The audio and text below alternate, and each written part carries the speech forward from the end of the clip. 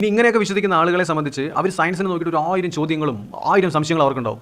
പക്ഷേ അവർ വിശ്വസിക്കുന്ന മതത്തെയോ അവരുടെ വേദപുസ്തകത്തെയോ നോക്കിയിട്ട് അവർ ഒരു ചോദ്യം പോലും ചോദിക്കില്ല. അവർക്ക് അതിലുള്ള കാര്യങ്ങൾ മുഴുവൻ ഭയങ്കര ലോജിക്കുള്ള കാര്യങ്ങളാണ്. ഒന്ന് ജസ്റ്റ് വെയിറ്റ് ചെയ്യും, ഒരു അടിപൊളി ചോദ്യം. ഭൂമി ഉരുണ്ടതാണോ പരന്നതാണോ? ഭൂമി ഉരുണ്ടതായിട്ട് ഞാൻ കണ്ടിട്ടില്ല.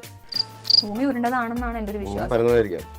ഭൂമി ഉരുണ്ടതാണെങ്കിൽ ഭൂമി ഉരുണ്ടതായിട്ട് ഇദ്ദേഹം കണ്ടിട്ടില്ല. ഇദ്ദേഹം മാത്രമല്ല, ഞാനും നിങ്ങളും അങ്ങനെ ആരും കണ്ടിട്ടുണ്ടാവില്ല.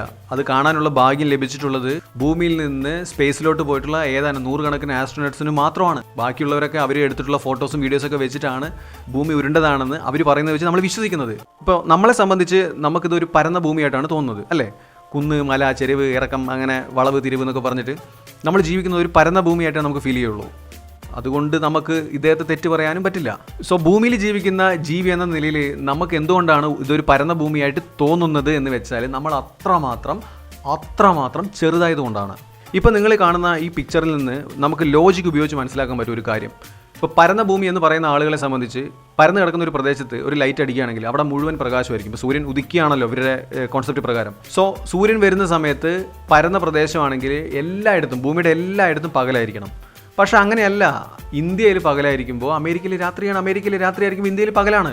ഇങ്ങനെ ഒരു ചെറിയൊരു ലോജിക്ക് വെച്ചിട്ട് തന്നെ നമുക്ക് മനസ്സിലാക്കാൻ പറ്റും ഇതൊരു പരന്ന ഭൂമിയല്ല എന്നുള്ളത്. ഇത് ഉരുണ്ട ഭൂമിയാണെന്ന്. നമ്മൾ സ്പേസിലോട്ട് പോയി മാത്രം മനസ്സിലാക്കേണ്ട കാര്യമല്ല, നേരിട്ട് കണ്ടു മാത്രം മനസ്സിലാക്കേണ്ട കാര്യമല്ല ഇത്. ഇനി ഇങ്ങനെയൊക്കെ വിശ്വസിക്കുന്ന ആളുകളെ സംബന്ധിച്ച് അവർ സയൻസിനെ നോക്കിയിട്ട് ഒരു 1000 ചോദ്യങ്ങളും 1000 സംശയങ്ങളും അവർക്കുണ്ടാവും. പക്ഷേ അവർ വിശ്വസിക്കുന്ന മതത്തെയോ അവരുടെ വേദപുസ്തകത്തെയോ നോക്കിയിട്ട് അവർ ഒരു ചോദ്യം പോലും ചോദിക്കില്ല.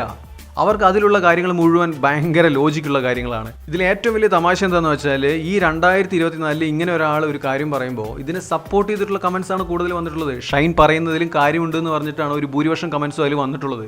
ശരിക്കും വല്ലാത്ത കഷ്ടം തോന്നുന്നുണ്ട് ഈ കാലഘട്ടത്തിലും ഇതുപോലുള്ള കാര്യങ്ങൾ ആളുകൾ വിശ്വസിക്കുന്നുണ്ടല്ലോ എന്ന് അറിയുമ്പോൾ.